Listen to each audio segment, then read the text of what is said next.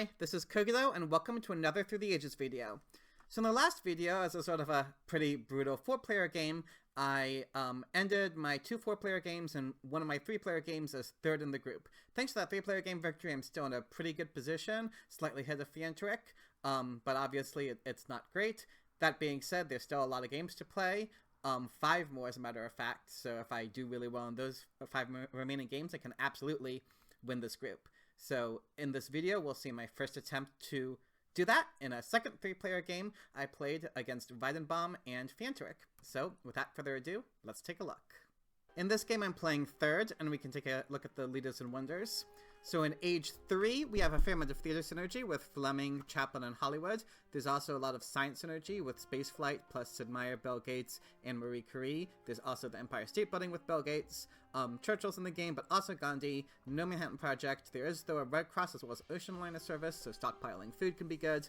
As for Age 2, as said, there's the Ocean Liner Service, but no Maria, though. There's, however, Harvard College to pair with the science strategy. There's also Shakespeare and Gotti to potentially transition into the theater synergy in Age 3. So a lot of Age 2, Age 3 synergies. There's also Nobel to go at that science strategy. There is also James Watt plus Railroad, as well as 2 military action leaders. In Age 1, the leaders that like to get elected early are Isabella, Saladin, kind of Nostradamus and Genghis Khan, kind of depends.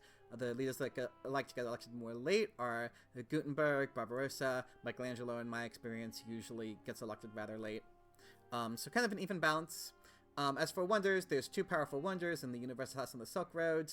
There's also Machu Picchu, notable, I think, better in 3-player games than in 4-player games, as well as St. Peter's Basilica for that theater strategy, perhaps. Fiantric playing first takes Hammurabi. I think that is certainly the strongest card in the row, especially with no Suez for Colossus. I mean, the strongest card. Probably the strongest card in the row in general, but definitely in the 1 civil action slot. Weidenbaum, interestingly, takes the stockpile on the Colossus, even though there's no, again, there's no Suez in the deck. Now, I think the Colossus is a good wonder even without Suez. The Acropolis is kind of in an interesting position in this game. I think it's a pretty good wonder in a 3-player game, and normally when there's theater synergy like this, the Acropolis gets a lot better. But in this case, it's kind of interesting because the 2 theater leaders in Age 3 are the ones that you only need 1 theater to get their full effect. And there's no Marlena. And similarly in Age 2, there's no Bach, who's the one who really likes you stockpiling theaters. Gotti wants you to spread out wider. Shakespeare, often you can only really afford maybe 2 duos in the first place. So Acropolis is kind of not as good as you might expect from the theater synergy. It is good with the science synergy too, though. So I think it is a pretty good wonder here. Colossus is good too, so I can understand taking that. In my case, it was and a much more difficult decision, I would say. I think there's a bunch of potentially takeable cards, especially in this 3 civil action area. I think Sun Tzu, Stonehenge, and Engineering Genius can all be justified. Sun Tzu, in general, strong leader. Now, there's less synergy for Sun Tzu than you would like. There's no Ziska or Suez, which are the 2 main cards that justify Sun Tzu. That being said, Barbarossa and Genghis Khan are also good Sun Tzu synergies. Stonehenge, I think, is the most probably the most powerful card in a vacuum on the row right now. There's a potential library coming out of the deck for it, but you don't know if you'll necessarily get it or if it'll come out in the first place. Engineering Genius also obviously a powerful card, so I think any of these 3 cards can be justified. In the end, though, I decided to go for Homer plus Acropolis. Couple reasons for that. First of all, obviously more civil action efficient. You get the leader and the wonder in play immediately instead of taking one of them and waiting for the other. If you take Engineering Genius, you'll need to get them both. As I said, well, I think Sun Tzu is a good leader. There's not the super powerful synergies with him in this game. Stonehenge, I think, is also a good wonder, but I think Acropolis, even though there's not the leaders you most want with Acropolis here, I think with Hollywood and Spaceflight both being perhaps the main things to go for in this game, it can still be quite strong, and in particular, it's very good with Homer, I think, because it is the cheapest wonder in terms of both, cheapest wonder, yeah, in the game, both in terms of rocks and in terms of civil actions to complete, and obviously Homer wants you to finish your AJ wonder early to play. So I think this is just a very good combo in general. The strength for Acropolis can also help me fend off the Colossus from Weidenbaum. Now, one weakness of this play is that it means, since Fiantric already took a leader, that means that Weidenbaum will be able to get Sun Tzu to pair with Colossus. That could be pretty scary. On the other hand, since Fiantric took Hammurabi, I was kind of thinking that, and I had a a more military-oriented leader myself, I was thinking that if Weidenbaum really pushes strength, that would probably punish Fantrick more than it punishes me anyway. So that's why I was comfortable leaving Weidenbaum Sun Tzu. But like I said, I think any of these 3 cards could also be justifiable. The last thing to mention is that sometimes when you take a Leader in Wonder, and on turn 1, then in turn 2 you do your typical 3 things, and then with your last civil action you'll end up taking an AJ yellow card maybe, which isn't that great. But I think that in a case like this, since Homer, you can delay electing and it'd be fine. One option for me this next turn might be building a mine, increasing my population, and just taking a card from the 2 civil action area, or even maybe just building a mine and taking a 3 civil action card if a really powerful one is available, like Iron, for example. So also with Homer, potentially you can delay electing him. I think that also makes taking him with a Wonder better than it is with most leaders. Age 1 begins. Fantrick elects Hammurabi. Another weakness of this, it should be mentioned, is that leaving Stonehenge for Fantrick also a little questionable because it has excellent synergy with Hammurabi. So taking either Stonehenge or Sun Tzu would be denying one of my opponent's powerful synergy. So that's definitely a consideration I had in mind, but I chose to forego. Fantrick, however, chooses not to take Stonehenge. Instead, he takes the Engineering Genius, probably looking forward to this Library of Alexandria in the row. By the moment I have both taken a Wonder, so he'll be able to get it for sure next turn. So he just takes the power yellow card instead. Weidenbaum takes Sun Tzu, unsurprisingly, and otherwise does normal things. Now it's my turn, and as stated previously, I could potentially take either the Warfare or one of these cards and delay electing Homer. However, I decided against doing that. I think that Warfare, less good than 3-player. I think 3-player is the format that Warfare is least good in because there's 2 copies of Constitutional Monarchy. It could be nice in this case because, again, Weidenbaum is threatening so much strength. But neither my Leader nor my Wonder are science. I mean, Acropolis gives you a little science, but that's another consideration. With Acropolis, you often want to get Monarchy anyway, which conflicts with Warfare. None of these H3 cards, I mean, maybe Nostradamus could also be considered as a maybe a quick replacement for Homer, but I think for 3 civil actions, probably not worth it, even though Weidenbaum is threatening so much strength. 3 civil actions is a pretty heavy cost. And the final reason I decided to just do normal things is because the yellow card I'm taking is the Urban Growth, which is the second best AJ yellow card you can take on turn 1 after Engineering Genius, because you can very easily just use it on a lab the following turn. So I decided to do this instead. Now that being said, there is a downside to this play in that it leaves the library on 1 civil action for Fantrick. If I had taken, for example, the Warfare or Nostradamus, then library would be on 2 civil actions for Fantrick. But also Fantrick has Hammurabi, so the extra civil action was them giving him is less important than it would be for any other AJ leader, but it is still something to note. The library being on 1 civil action for Fantrick means that he is able to take Nostradamus himself after building 2 stages of the library to get out of corruption, so it actually ends up being an extremely relevant consideration for him. Weidenbaum Seeds reveals development of markets, builds the second lab, and takes the Knights and an Alchemy, so upgrade building plus the Knights for Sun Tzu, so perhaps that means Weidenbaum either has a cavalry tactic or, obviously odds are high that they'll draw one. Now, I choose to seed the new deposits. I will say right now I think this was a mistake on my part. The reason I seeded it was I was planning to take Iron this turn, but I didn't fully consider what might happen if a resource event was revealed, as indeed one was revealed. Because you can see that after I take the development of markets now, my original plan before the development of agriculture was revealed was to build a lab, then take the Iron, and take the Swordsman. But I can't do that anymore. Well, I could, but that would put me in corruption. So instead, I have to choose. I can still take the Iron and increase my population to get out of corruption. Or instead, I can do what I ended up doing, is taking the Swordsman. Now, I think the Iron, especially with the new deposits being revealed, would be fully justifiable here. I was just pretty worried that with Weidenbaum having the Sun Tzu Colossus combination and Fantrick having this early Nostradamus, that all of a sudden I was looking to be in a kind of vulnerable position if I wasn't able to push strength in the next few turns. And if I didn't take this copy of Swordsman, presumably Fantrick would take it, and then, or even if he didn't, it would be discarded. So if I didn't take this copy of Swordsman, then I would have to be relying on either the second copy of Knights or the second copy of Swordsman left in the deck. Now, since I play before Fantrick, I have priority on the Knights over him, but I still might not get it. Also, Fantrick having Hammurabi maybe is the civil actions to take a more expensive Knights are easier on him. So, and they might be in the end of the deck or something, so I was just worried that if I didn't take a military technology right now, then Vitamin might push strength quickly, and I would be in real danger. And so I decided that the Swordsman, especially being one civil action cheaper, was more important for me than the Iron was. And with my last civil action, this is also sort of an interesting decision. There are some things I could do. I think in particular, building one series of the Acropolis could definitely be justified. Instead, though, I chose to take the Rich Land. The reason being, since I'm not getting this copy of Iron, now, it does, again, put the Iron on one civil action for Fantrick. Now, again, with Hammurabi, maybe it being on two civil actions isn't as much of a cost, but it is still a cost.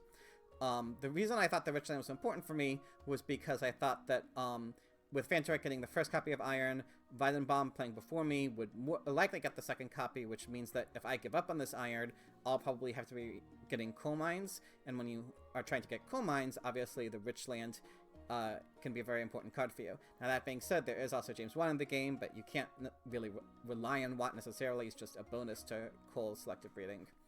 But there are a few other considerations with the Rich Land. Like I said, not only does the Iron go down to one civil action, but it also is a card in my hand that I don't know when I'll necessarily be able to play. And, you know, my hand size is only 4, so each card I leave in my hand that I won't be able to play for a while is a pretty significant cost. So I think this probably I shouldn't have taken this Rich Land, and I should have built one stage of the Acropolis instead. I think maybe my, you know, if I risk being on coals, I need to take a Rich Land theory. Well, I think that is true to an extent. I think I might be a little too committed to it. And this was a situation where perhaps I should have recognized that there were more important things than taking this Rich Land to do this turn. Anyway, I draw a bonus card and a Heavy Cavalry. Fandrake finishes the library, increases population, builds a second lab to get out of corruption, and takes the monarchy. With the good science income from library, should be more easily able to afford that. And an Iron with their last civil action, unsurprisingly. So again, dropping this Iron to one civil action does indeed have a pretty significant impact on Fantrick's turn. In place of Fighting Band, Weidenbaum seeds again, reveals the development of civil life. Uses the development of civil life to save a food instead of a science, notably. Perhaps because Weidenbaum has alchemies anyway, so he'll have enough science. Also takes an engineering genius to guarantee being able to finish the Colossus next turn, and finishes by increasing his population. It's my turn again. I don't see it this time, partly because I'm not going to be taking irrigation, so I thought that this would probably be negative for me. Anyway, this was also kind of a difficult turn, because there's not that much for me to do, basically. Especially with James Watt in the deck, and with me perhaps likely going on coals, especially with this Iron that I'm not taking this turn for 3 civil actions, I didn't really want to take the irrigation. But if I'm not taking and upgrading irrigation, the question is, okay, what am I doing with my turn instead? I could finish the Acropolis, but I decided what I would rather do this turn is start spending Homer's rocks for military.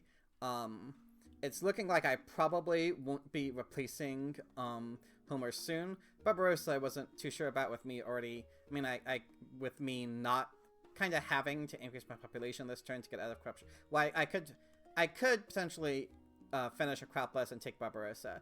That's certainly one option. Maybe that would have been right, even though I'm not getting irrigations with Barbarossa. But also Barbarossa with Homer, I mean, you know, you want to replace Homer quickly. Barbarossa, you know, I would probably rather wait till the end of the age. So not a perfect synergy there. Instead, what I chose to do is, under the expectation that I would keep Homer for a few more turns, I decided to give myself the opportunity to take advantage of Homer and save some rocks with him. So to do that, I battle Swordsman, even though the event deck probably won't flip before my next turn anyway. Just to get some additional value out of Homer, mostly. It also let me take the Breakthrough and the Monarchy, obviously good with Acropolis. And now I spent my last civil action building one stage of the Winter. So if I finish the Acropolis, I guess finishing the Acropolis would have cost me as much civil actions as playing the Swordsman did. So it doesn't make a difference in terms of civil actions. So I just did it this way to get more Homer value. I discarded the Good Harvest. Again, I thought that one of my opponents would probably take Irrigation, so it would probably not give me that much value. I kept the Heavy Cavalry because there's Genghis Khan in the game that I might want to get. And I draw a Fighting Band. Fantrick does a Monarchy Revolution and increases population and builds a warrior to get out of corruption. Vitamin Seeds reveals the development of settlement. Finishes the Colossus with the Engineering Genius, takes Barbarossa, and Warfare notably does not take the Irrigation, even though Weidenbaum took Barbarossa, but with the stockpile, Weidenbaum will have a bit more food, and maybe just intends to use Barbarossa as more of a transitional leader. Warfare is also an important card to have with Barbarossa too, so it's kind of a choice between those two, perhaps. And plays a Heavy Cavalry tactic, so the plan is clearly to go for Knights. Which is also kind of scary, obviously, because Weidenbaum is upgrading the Heavy Cavalry tactic with Sun Tzu. Now, this turn we can see sort of the consequences of some of my previous decisions, especially my decision last turn or my decision a couple turns ago to take the Rich Land. The civil action I spent on the Rich Land ends up having a pretty heavy impact now, because ideally on this turn, I would like to take this iron that I would be able to play the following turn and start upgrading my mines. However, the problem is my hand is kind of full, because I have this Rich Land that I can't play until I have mines to upgrade. I have this Breakthrough that I can't play until I have a tech to play. Don't have a lot of science after playing my Swordsman last turn. And I have this Monarchy that I took that I don't have enough science to play. Which means that if I finish the Acropolis and take the iron, I would then have 2 civil actions left, and basically nothing to do with them. I think literally nothing. I mean, I could like build a 3rd farm or 4th mine or something, but I think that would be bad, especially with Weidenbaum threatening so much strength. So basically, by taking the iron here, I would be floating 2 civil actions, and that felt really bad. And I would essentially be taking this iron for 3 civil actions. So instead of doing that, I decided to, after betting a Swordsman to get more use out of Homer, to take the Universitas. Now, even though I'm on Bronze Mines, I did at least know there's a new deposits I see in the deck, and that new deposits will make it a lot easier for me to finish this Universitas quickly, while also doing the other things I want to do to my civilization. So I think the Universitas is less expensive, is a lot more achievable than it might seem because of that new deposits. That being said, I would obviously really like to be able to take it with the iron, and I would have been able to do that if my Acropolis had already been finished on my previous turn, which it would have been if I hadn't taken the Rich Land and instead but one stage in the Acropolis. So these decisions you make in the game definitely can compound, as we see here. And that obviously, you know, this result made a pretty huge difference. Like a really big difference. I also played the Fighting Band to get a bit more strength. Fantrick upgrades a mine, increases their population, elects Nostradamus and takes Code of Laws, Breakthrough, and Swordsman, so preparing for strength should be fine with Nostradamus, probably, or at least relatively okay. Breakthrough will help them get their tech sack quicker, so this looks like a strong turn. Weidenbaum doesn't see it, instead elects Barbarossa, is able to build 2 knights. Next turn, he'll be able to get an upgraded Heavy Cavalry tactic, and also notably takes a Theocracy and then floats his last civil action. So this is definitely a notable play. Now, it is true that none of these cards are particularly appealing in Weidenbaum's position. Doesn't have enough civil actions for the St. Peter's Basilica. Wants the Theocracy. The Happy Face especially will help Weidenbaum out a lot. Drama isn't, you know, Weidenbaum is pushing strength really, really hard, so the drama doesn't fit with that. Frugality normally would, but Weidenbaum only has 1 food left after his turn, and any other food he'll get, he'll almost certainly want to spend with Barbarossa and not with actually increasing his population. So the Frugality is not looking like it might be used anytime soon. And also with the Theocracy, Weidenbaum looks like he'll be stuck on 4 civil actions for a little while, and so has to be really careful about hand space. For other reasons, I can understand following the civil action. That does mean that Theocracy effectively costs 2 civil actions. Now, like I said, especially the Happy Face should be strong for Vitamin. On the other hand, he's also already getting the 3rd military action from the Warfare, so, and has a lot of rock saved up. Perhaps St. Peter's Basilica would also be good in Vitamin's situation. But the Theocracy, I can also certainly understand the appeal of. As for me, I had a decision about which leader to take. I think ideally I would have liked Genghis Khan, but unfortunately he's not available on the row, and if I don't replace Homer this turn, he'll die and I'll lose the Happy Face. So definitely need to replace him this turn. So I had a choice between Michelangelo and Saladin. I think the choice is pretty straightforward. Michelangelo, I think, is a pretty bad leader if you don't have Iron Mines going, so I kind of have to take Saladin. Saladin is at least very good with Monarchy, so that's not awful. And then after upgrading a warrior to become strongest, I just build a Stage of the Universitas, maybe learning my lesson about being civil action efficient. None of these cards, it looks like I'll be on 3 food next turn, unfortunately, so the Frugality probably won't be good.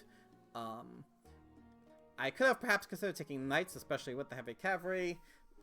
Maybe I should have.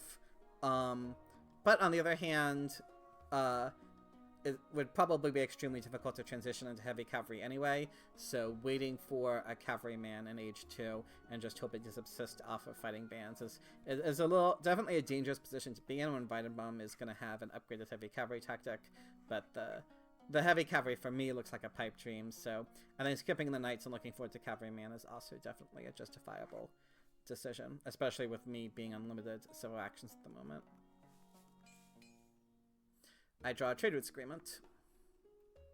Fantastic Seeds reveals development of planning. The options are development of science, development of politics, and development of religion. Fantastic takes development of religion. So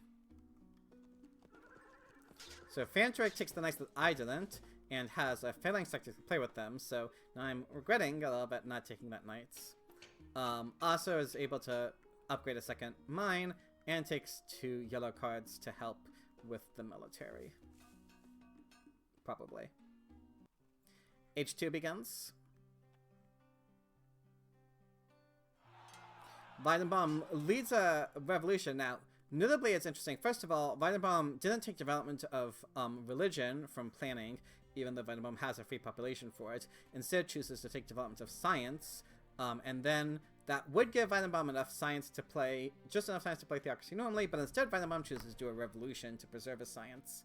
That is true that this way Weidenbaum is much easier able to play Warfare and any other text he might want to play, especially needs to save up science for coal. That being said, definitely a notable set of 2 decisions there.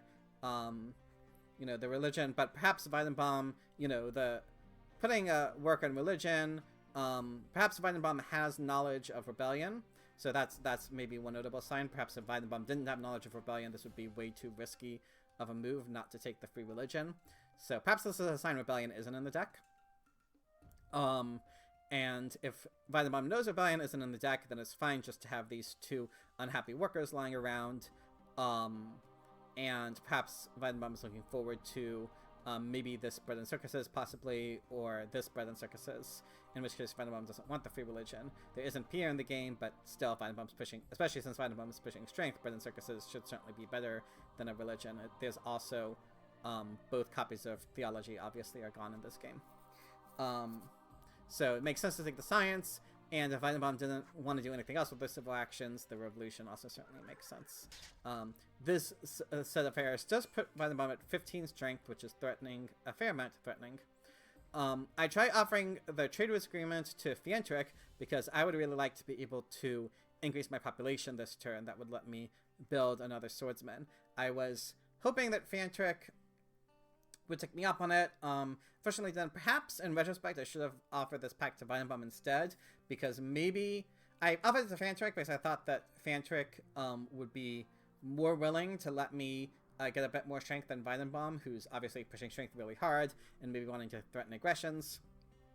On the other hand, I'm also battling with Fientric for weakest right now, and perhaps Fientric you know, really doesn't want to be weakest, which gives him a strong incentive not to let me increase my population this turn, whereas maybe Vitamin doesn't care which one of us is weakest, and Vitamin might have been more incentivized to take the pact. On the other hand, Vitamin is also in Barbarossa, so transferring food into rocks maybe not a big deal. On the other hand, Vitamin has this one food lying around that's not doing anything right now, so maybe Vitamin would be happy to be able to take this food and use those rocks instead. So I wasn't necessarily expecting to accept it, but maybe in retrospect, Vitamin was actually more likely to accept than Fantric. Anyway, I play Monarchy peacefully with my Acropolis to give me more extra civil and military actions. I also take a cartography. This is for a very specific reason. It means that I will be able to defend against aggressions because I'm going to take strength from Saladin this turn, which will not only make me not weakest on Fantric's turn, but will also guarantee that I can protect myself against any aggressions Vitamin might have. I was definitely afraid of aggressions with Vitamin pushing strength so hard and also getting those Colossus draws.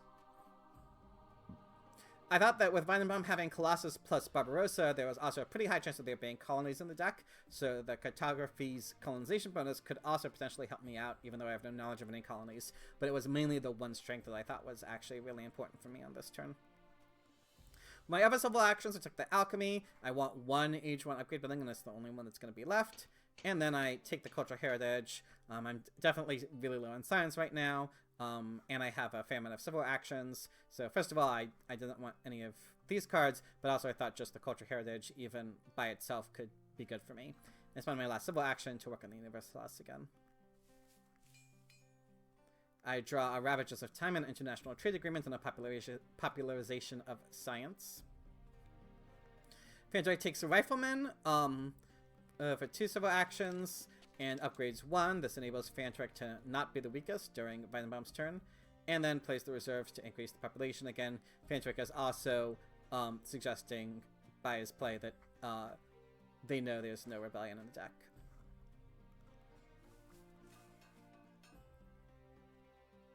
Vitamin Seeds reveals a Call to Arms. Unfortunately, because Fantric pushed strength, I get hit by the hardest. And Vitamin also gets an early Nobel, possibly maybe behind Napoleon, the leader that he most wanted, maybe even ahead of Napoleon. I think an early Nobel is probably the strongest H2 leader because of just how much value you get out of him throughout the entire course of H2. And it also makes Vitamin even more threatening strength-wise, obviously, along with the increased science bonus. As for me, this time I offer the International Trade Agreement to Fantric. I still wanted to be able to increase my population next turn, and I thought that Fantric would be more willing to get an extra rock, and indeed Fantric was. I could have considered offering it to Vitamin too, but I thought that with Fantric being on Iron Mines, Fantric the extra 1 rock helps Fantric less than it would Vitamin, and it takes Fantric kind of from 6 to 7. I think from 6 to 7 production is like less impactful than from 3 to 4 production. Anyway, I finished the Universalists, and I take a second copy of Rich Land again, looking forward to upgrading coal mines.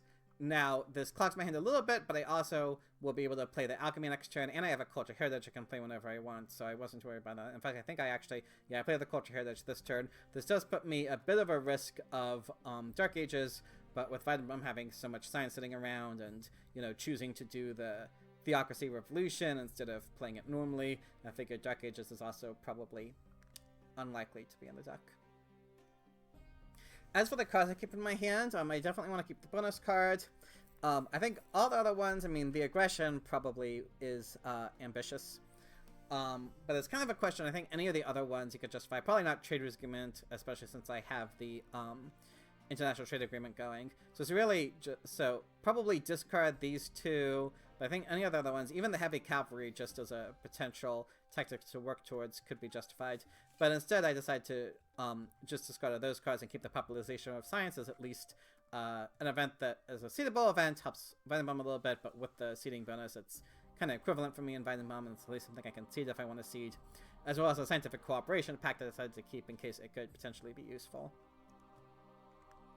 and I draw 2 bonus cards and an autonomous territory. All of these, this is definitely a good draw for me. The bonus cards will make it a lot easier for me to defend. The autonomous territory with my colonization bonus is also a potentially great card for me. Fantric Seeds reveals an uncertain borders. This is even worse for me than it might look, because it means that the next population I'll be able to push will be unhappy, and I won't be able to put it into my military. So that's definitely an unfortunate event to reveal. Fantric takes the railroad for to support even more strength against Vinebomb, which is a good idea. I unfortunately was not in a position to take the railroad because of the call to arms I was hit with, as well as an urban growth. Vinebomb Seeds reveals the new deposits that I seeded.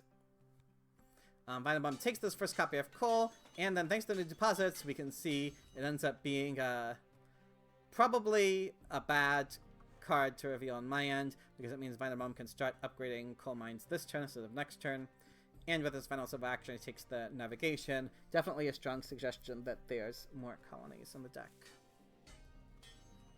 Or maybe I just thought I seeded some. I am still willing to see the autonomous territory though, because again I have that I have all these bonus cards plus the cartography, and I was also feeling like, because of sort of the way Age 1 went and some of the, like, you know, unfortunate things that happened, the strength events I've been hit with, I was feeling like I was in kind of the weakest position right now, so I thought that maybe I needed to take risks, such as ceding the autonomous territory, in the hopes that I could win it. I do reveal the foray that I am able to be a party of. I choose to take 3 food. It's a little bit risky because I might lose it all to our rats, but it will, if there's no rats, I'll be able to use it to increase my population again the following turn, which I thought was too good to pass up, what with me really needing extra strength right now. I upgrade 2 labs. That also gets me out of corruption, and I take a cavalryman. I think a necessary tactic for me. So this turn, I think, is pretty clear. I do pass up on some important cards. I mean, the coal I will almost certainly get anyway. Strategy is definitely sad to pass up, especially with all my science income, but I think it's just the other things I'm doing on my turn are more important. I don't have the leeway to spend 3 civil actions on strategy. And I think I just keep my bonus cards here. Yep. Especially with autonomous territory having been seeded, and I draw an infiltrate, an iconoclasm, definitely a notable card, and an immigration. Because of my bonus cards, I take the civil action from Saladin because I can defend against an aggression with my bonus cards. I reveal historic territory. I'm not willing to put too much into this because I know the autonomous territory is there. I think I only, in fact, bid 1 swordsman. I want to keep all my bonus cards for the autonomous territory, which means that Fantric is able to win it just for a rifleman and a bonus card. Perhaps I should have bid a little bit more so that Fantric would have to spend more than just an Age 1 bonus card, but I also think me winning the territory wouldn't be great for me. So I think it's, and it would be fine for me, so maybe I should have put in a little bit more, at least bid like 5. Anyway, Fantric finishes the railroad.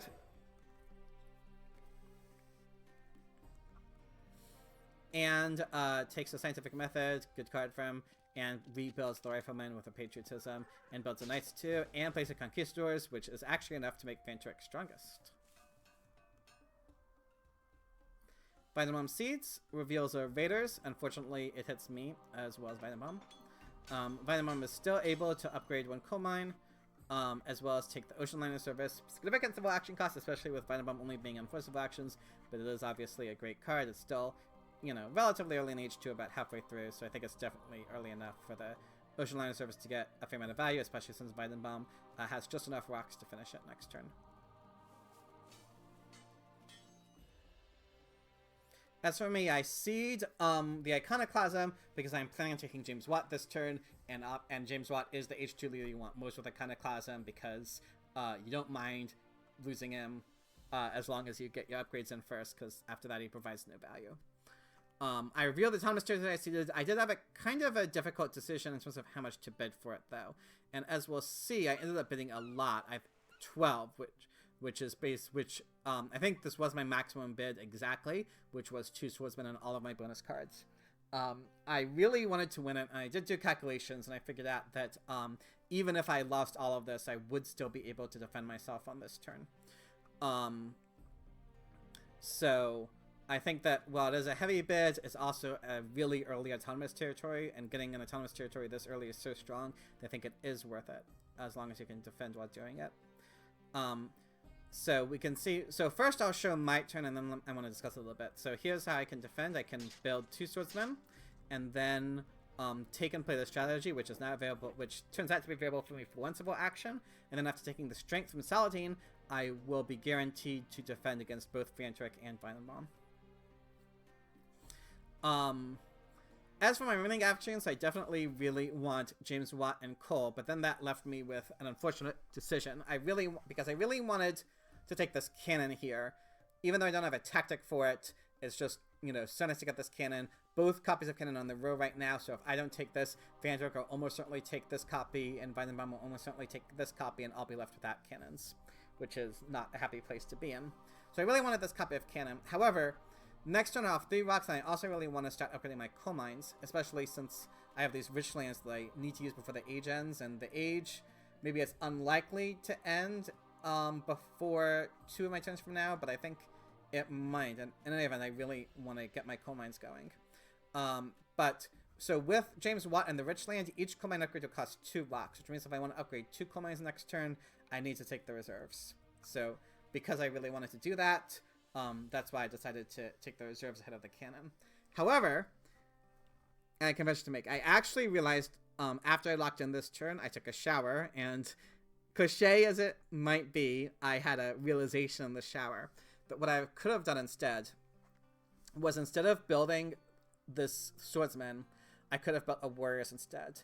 Then, after taking strength from Saladin, I would have been at 13, which I'm going to have 5 cards on my hand, which means I would still be guaranteed to defend against Fantrick, even with this being a warrior, not a swordsman. I won't be guaranteed against a double aggression, but even as is, I'm not guaranteed against a double aggression. Now, it's not military action efficient to build a swordsman with the plan to upgrade, to build a warrior with the plan to upgrade a swordsman, but I have so many military actions now with my autonomous territory and the strategy that being military action inefficient is not really a concern. And so, if I had built a warrior instead, then I could have easily taken this cannons instead. And I think that absolutely, that would have been definitely, that was the right turn. So this was a mistake. And we'll see the consequences of this mistake of mine. I guess it's just, you know, it's a little bit of an unintuitive play to like build a warrior when you could build a swordsman directly. But yeah, I should have realized it. Like I said, I realized it in the shower afterwards, unfortunately. Fantrick seats. Oh, so the cards I drew were bonus card, an international agreement, and a spy. Fantrick takes Catherine as their H2 leader, upgrades the scientific method, and takes the cannon as expected, and also upgrades the warrior to remain clearly strongest, and also, yeah, just to spend the 4th military action. Weidenbaum takes the 2nd copy of cannons, and surprisingly builds 1 cannon, plays the navigation to go up to 22 strength, which is quite a lot. I, however, decide to go with my plan of upgrading 2 coal mines. Even without upgrading selective breedings, I'll have enough food next turn to increase population 1 time. Now, it won't be a happy population, unfortunately, but that will change when because I take the organized religion as well as the selective breeding. So next turn I was planning on upgrading to organized religion, which means my population next turn will be happy, and I can potentially put it into to get a 4th swordsman going. Unfortunately, 4, 5, 6, 7, 8, 9, I will be vulnerable to just 1 strength short of being protected against an aggression from Weidenbaum, but I didn't see a good way to avoid having that be the case. I draw strategic territory and economic progress, and a good tactic, at least for me, or pretty good with my cavalryman, the Hussars. Oh yeah, I didn't see it last turn because I was the weakest. I didn't have any cards I particularly wanted on the deck. And Fantrick, unfortunately, is not able to declare war over technology against me. And Fandrake has a Napoleonic army tactics up to 25 strength, upgrades the second lab, and takes a rich land for future farms, as well as a justice system. And Weidenbaum as well declares a war against me, a war of territory on his end. And after playing the Warfare, Weidenbaum is able to play, to build a second cannon and has a mobile artillery tactic for them. So you can see, if I had taken the first copy of cannons, that means Fandrake still would have been able to do this war against me. But Weidenbaum probably would have had much less strength, because Weidenbaum would not have had access to this mobile artillery tactic. You know, maybe Weidenbaum would have done the war anyway and threatened strength, but it would have been a lot less strength at least than 31, I think. Unfortunately, as of now, I really have no good way to defend against these wars. I ceded the economic progress. I mean, it's a good card for me after my Watt upgrades, and also just, you know, I thought that maybe the event deck will help me out a little bit. Definitely being hit by these two, but are gonna be big wars. Seems to be an indication that I'm definitely in a losing position right now, so I need to take risks if I want to have a chance of coming back. The card that's revealed, unfortunately, doesn't help me at all. It's a crime wave. So essentially the best I can do is build a cavalryman and adopt the phalanx tactic. That's the most strength I can muster this turn, which is not good, obviously, especially since Fandrake is winning the war by 8 strength, which is just enough to steal my strategy if Fandrake wants the strategy. So I was not happy about that, but I couldn't see anything else for me to do. I mean, I guess I could have stopped that by destroying something else and building a warrior, but that just felt really bad. Instead, I just upgrade 2 farms and then destroy one of my mines. If I disband a warrior, I'll lose 1 more yellow token to Weidenbaum, so I figured destroying a mine was better. With James Watt, maybe I might have the opportunity to rebuild the coal directly at some point in the future. Probably not, though, but being on 6 resource production is, you know, not great, but at least I got those upgrades cheap with Watt, so it's okay. I just got the strategic territory of Weidenbaum having played the navigation. It felt like, and me only having 1 bonus card in my hand now, it felt like winning territories was a little bit of a pipe dream. I draw a defensive army tactic that I probably won't be able to play. Another bonus card. At least I drew a lot of bonus cards this game, as well as a vast territory. Fandrake decides to take science instead of strategy from me, which on the one hand, at least I get to keep the strategy. On the other hand, after the warrant for territory will be completed, as we'll see on my turn, I now will not have enough science to play the organized religion, which might make it almost impossible for me to get out of revolt. Fandrake reveals the politics of strength, which hits me, unfortunately, but unsurprisingly. Plays the justice system, takes a second organized religion, plus a breakthrough and an efficient upgrade for that temple, so. Age 3 begins. Weidenbaum, after taking 3 yellow tokens from me, declares another war over territory, this time against Fandrake at least, so I get a little bit of a reprieve. Weidenbaum was able to build a 3rd cannon to go up to 39 strength. And then 41 with the team sports, and then with his final civil action takes the engineering genius to help build the ocean line service. Unfortunately, this did end up being a bit delayed for Weidenbaum due to the wars that Weidenbaum declared instead. As for me, I say the vast territory now. Obviously, my yellow bank is in absolute shambles right now. So again, my attitude is first of all, I wanted to cede because. Yeah, it's looking almost impossible for me to get out of a revolt, uprising. So I thought that I could get some help from the event deck. You know, maybe the economic progress that I seeded or something.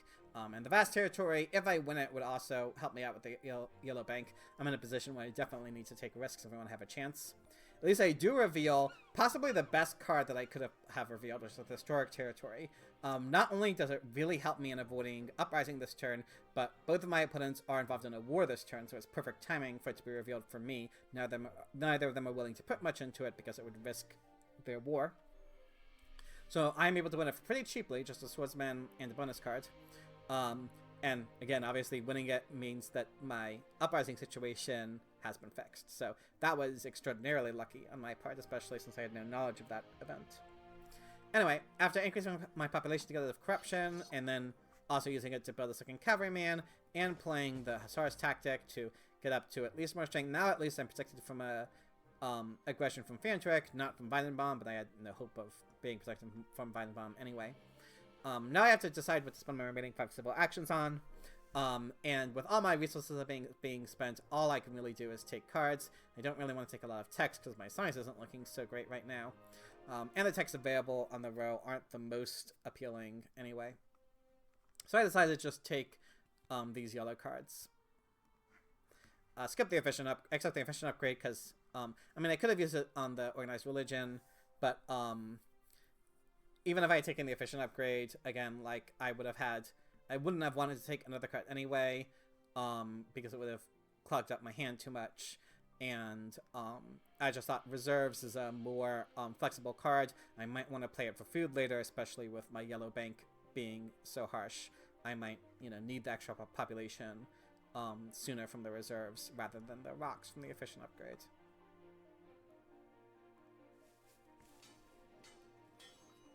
Don't draw any cards due to the politics of strength. Fantrick, after stealing another yellow token from me with Catherine, upgrades a temple. Oh, I forgot to look at the state of the game on my turn, but yeah, even though my my production and my culture are all looking fine right now, as well as my civil and military actions. So if you just kind of looked at the normal parts of the game, it still looks like I'm doing pretty well. So I'm not like hugely far behind. But my yellow bank being in such shambles is definitely a huge issue, and my strength situation is obviously really bad. So, I'd say I'm definitely probably losing this game right now, but at least I do have a lot more culture than Weidenbaum does, and so maybe I have at least a little bit going for me. I have more food, although Fantrick is upgrading his food this turn. Fantrick also takes the cavalryman notably, perhaps to get... But it also, this will result in Fantrick losing one less yellow token to Weidenbaum's war. Especially after, building the cannon. Now Fantrick will actually only lose 1 yellow token.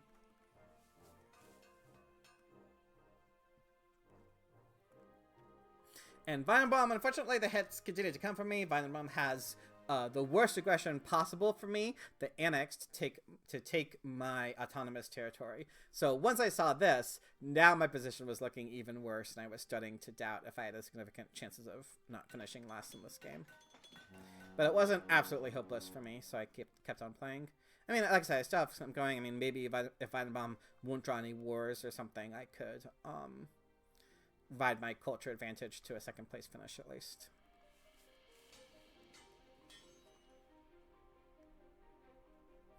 I do see that card. I think that's the immigration, maybe? Or, no, maybe it's something else. Anyway, again, I'm behind. I wanted to reveal cards to, you know, I need to take risks to win. I think the economic progress, in particular, I think would be pretty good for me right now. It would let me increase my population, which would, let me, like, build another unit or something. And I do indeed end up revealing the economic progress. So after upgrading a temple to make these 2 units happy, right, so the economic progress allows me to upgrade the temple and build a 3rd cavalryman, which at least gives me, and I am actually able to build 2 more after playing the patriotism. So this at least protects me, I think, from an aggression. Yeah, it protects me from an aggression from Fantrick at least. I'm still not defending against Weidenbaum, but that's the best I can do at the moment. And I take the computers here, too, because both of the H3 leaders on the row are lab leaders that really want computers. So I thought that I was planning to take one of them to replace Watt. I draw an Impact of Progress, an Armed Intervention, and a Modern Army. Fantrick gets a Mechanized Agriculture after destroying a farm to defend against the war. This Mechanized Agriculture will really help Fantrick's food situation. Fantrick also is able, and then Fantrick is still able to take the first copy of Air Forces, so strong turn. And Weidenbaum, unfortunately, did draw war over culture that he declares against me, and is able to play fundamentalism, takes also Bill Gates' computers, So one downside to the turn that Fantric plays is that Venomum is able to get the Bocase Computers combo, and then after building a farm to stay out of famine, Venom Bomb builds a 4th cannon. It could have gotten more culture from me by building a knight instead of this farm. I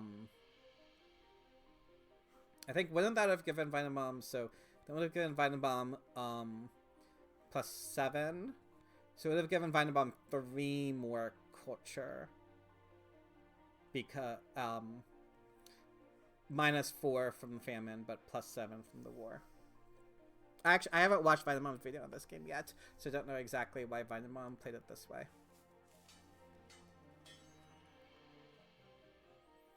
As for me, I seeded the Impact of Progress. It was actually, I think, a pretty good impact for me at the moment. I also had computers, so hopes that maybe I could get like an H3 government form to make it even better. And again, I was behind. I wanted to take risks, maybe reveal an event that could help me out against this war. I've inhabited territory that could potentially help me out, but I'm only really feasibly able to bid my swordsman into it, so Fantric ends up being able to win this colony. And basically I figured that the only good way I had, the only decent way I had of defending was to upgrade some tanks. To obviously make the Hussars tactic a bit better, so this still puts me pretty significantly behind by the bomb, but at least loses me a little bit of less culture. I take Sid Meier for the computers. You know, I figured my only hope Sid Meier should be is to like push culture really hard and like hope I don't get hit by big wars. So with that consideration, Sid Meier I think is a good leader for me. I didn't elect him this turn though because the science that I would take from playing him I felt would be too much, even though I do know there's an Iconoclasm on the deck. Yeah, I guess the card I seeded previously was Iconoclasm, and not like Immigration or something like that. No, I seeded Iconoclasm a while ago, sorry. Anyway, I draw an Impact of Variety and an Impact of Government. Fantric builds Air Forces and rebuilds the Cavalryman to go up to tie by the moment strength. Also takes Democracy and a Revolutionary Idea into Satellites. So Vynamon gets 18 culture from me, at least we're, you know, equivalent culture right now. Seeds reveals that Iconoclast that I seeded, so at least that hits all of us, and I think it is worse for my opponents than it is for me, but Vynabomb already had Bogates in his hand, so it wasn't... probably when Vynabomb would have played Bogates this turn anyway. Anyway, he also takes the Endowment, as well as builds another Knights to become strongest again, and an Engineering Genius and the Rockets. As for my turn, I thought that the Air Forces was too important to pass up. If I let Vynabomb have it, I felt that I had absolutely no chances whatsoever in winning, at least with the Air Forces now. I maybe will be able to defend myself. With my remaining 2 civil actions, I then upgraded computers again. Unfortunately, I would have liked to elect Sid Meier this turn if I could, but I lacked the civil actions too. I didn't see it because I didn't want any of these cards on the deck, mainly. But I still keep them just in case. Discarded the cards I was almost certainly not going to play. I draw an Impact of Architecture as well as 2 Wars. And Fantric offers me the Loss of Sovereignty Pact. I was willing to accept it. It was still looking like I had no real chances of defending against Vynabomb. So even though this would cost me some culture, now maybe I shouldn't have accepted this pact because perhaps my only chance of even finishing second was just like not losing this culture and hoping that my opponents wouldn't declare any wars against me. But I thought that, you know, at least this guaranteed that I was safe from both of my opponents, and maybe with Sid Meier and just pushing culture really hard, I had perhaps a chance of finishing second. I think probably either way, it was a hopeless situation for me, but maybe it would have been better for me to reject the pact and just maybe hoping my opponents had no wars or something was really my only out. Anyway, Fantric builds the 2nd Air Forces to become strongest. Also takes Churchill.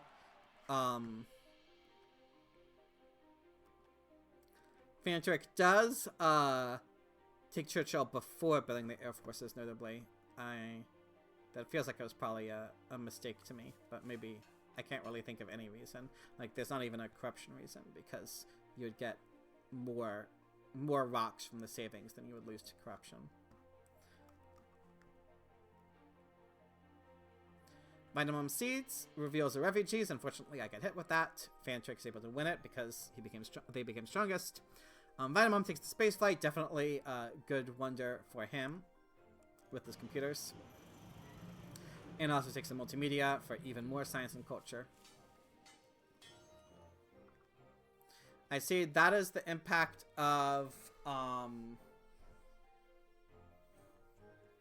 I forget which impact it is now, sorry, but I think it's a decent impact for me, like a neutral one. Reveal, so it was immigration, but I see that it doesn't hit anyone. I build another lab to give me a little bit of extra culture,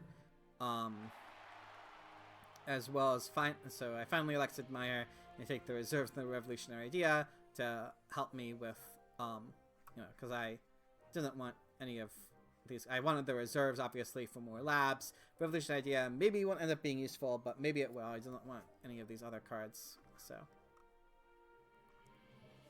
Just got the 2 wars that I'm definitely not going to play, and I draw an aggression, a tactic, and another war.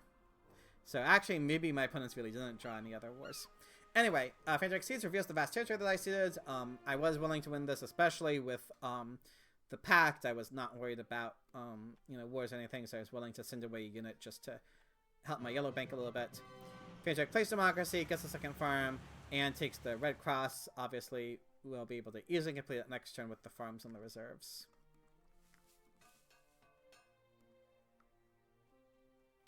Vitamin Bomb. Unfortunately, the Pact does not stop aggressions against me, and Vitamin Bomb has an armed intervention. Builds a multimedia, as well as a 3rd farm, in order for famine issues, presumably. Plays military theory, and then just uses his civil actions efficiently. H4 begins. I take the single copy of Democracy. I'm able to play it this turn, as well as building 1 stage for the Wonder. Vitamin Bomb did not have the food to build a stage for the Wonder himself, so Fantric will get 4 stages on his turn, as well as an efficient upgrade in the reserves to help with building computers. I think I did the calculations, and I have enough civil actions to do what I want to do next turn, even with spending 1 on playing those reserves and on eating corruption here, and on I thought a bit about upgrading this tank, but again, I did the calculations, and I'll have enough rocks to do everything I want to do next turn anyway.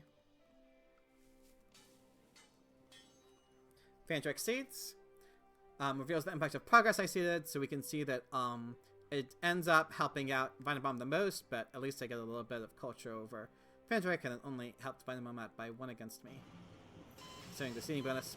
Fantric finishes the Red Cross, plays the reserves to increase population again, to build another temple, so perhaps a suggestion, and plays the satellites, so at least Fantric lost 6 culture from playing the satellites after Impact of Progress. Perhaps this is an indication there's an Impact of Happiness in the deck.